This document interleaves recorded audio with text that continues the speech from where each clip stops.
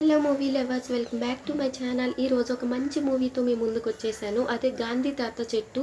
ఇది జనవరి 24, 2025 అంటే ఈరోజు రిలీజ్ అయిందనమాట. ఈ మూవీకి ఎందుకు 13 నేషనల్ అవార్డుని దక్కించుకుందా అనుకున్నాను. సినిమా చూసిన తర్వాత నాకు అర్థమైంది.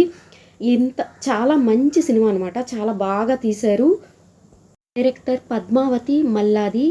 ఇంతకుముందు మనమంతా మహానటి సినిమాలకి రైటర్గా వర్క్ చేశారు. ఏదో నార్మల్గా చిన్నపిల్లల సినిమా అనుకుంటాం, బట్ ఇది చిన్నపిల్లల సినిమా కాదండి, పెద్దవాళ్ళు అందరూ చూడదగ్గ సినిమా.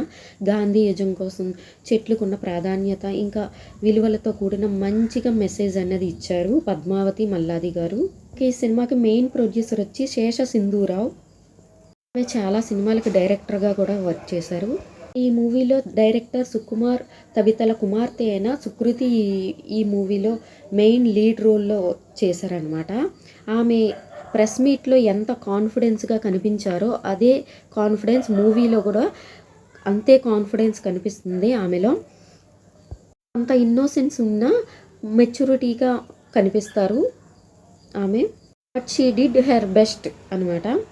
ఈ మూవీ కోసం ఆమె గుండు కొట్టించుకున్నారనమాట. అది ఈ మూవీలో ఆ సీన్ అయితే చాలా బాగుంటుంది. ఇంకా సెకండ్ రోల్ వచ్చేసి సీనియర్ యాక్టర్ అయిన అనంత చక్రపాణి గారు. చాలా మూవీస్లో మనం చూసే ఉంటాము. ఈయన తాతగారి పాత్రలో చాలా బాగా ఎమోషన్ని పండించారు. ఈ మెయిన్కి ఈ 2 పాత్రలు సినిమాకి హైలైట్ అనమాట. ఎమోషన్స్తో చాలా బాగుంది ఈ మూవీ. స్టోరీ విషయానికి వచ్చేస్తే తెలంగాణలో ఒక చిన్న గ్రామంలో ఒక కుటుంబం ఉంటుంది.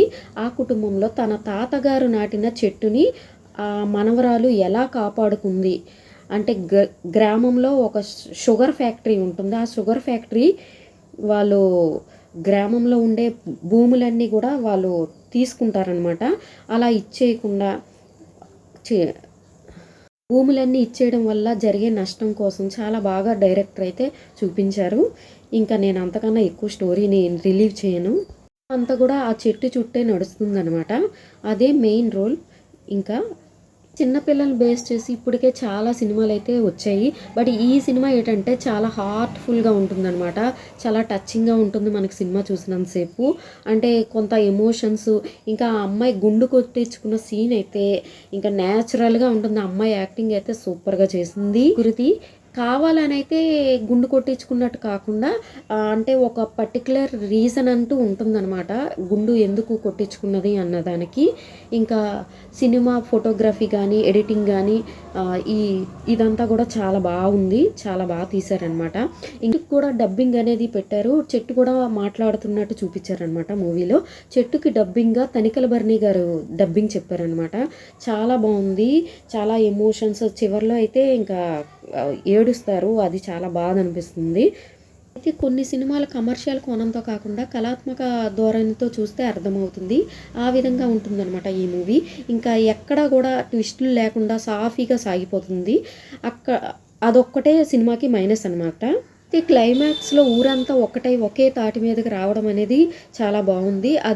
అది మాత్రం చాలా బాగా చూపించారు. ఈ మూవీని ఇంకా చూడాలనుకునే వాళ్ళు థియేటర్కి వెళ్ళి చూడండి, ఎంజాయ్ చేయండి. ఈ వీడియో మీకు నచ్చుంటే లైక్ చేయండి, ఛానల్ని సబ్స్క్రైబ్ చేసుకోండి. Thank you for watching.